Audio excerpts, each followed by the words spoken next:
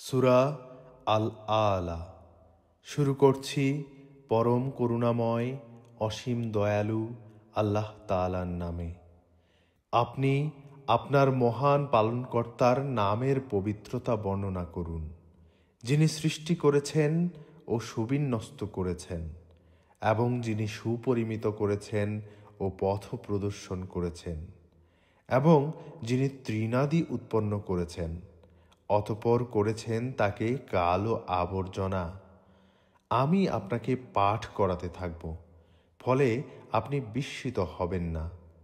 আল্লাহ যা ইচ্ছা করেন তা ব্যতীত নিশ্চয়ই তিনি জানেন প্রকাশ্য ও গোপন বিষয়। আমি আপনার জন্যে সহজ শরীয়ত সহজতর করে দেব। উপদেশ ফলপ্রসূ হলে উপদেশ দান করুন।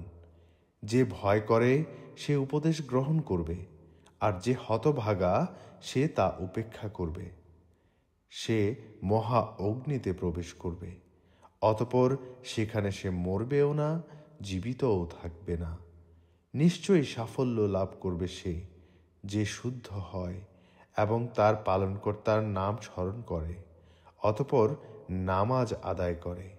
বস্তুত তোমরা পার্থিব জীবনকে অগ্রাধিকার দাও, অথচ পরকালের জীবন উৎকৃষ্ট ও স্থায়ী।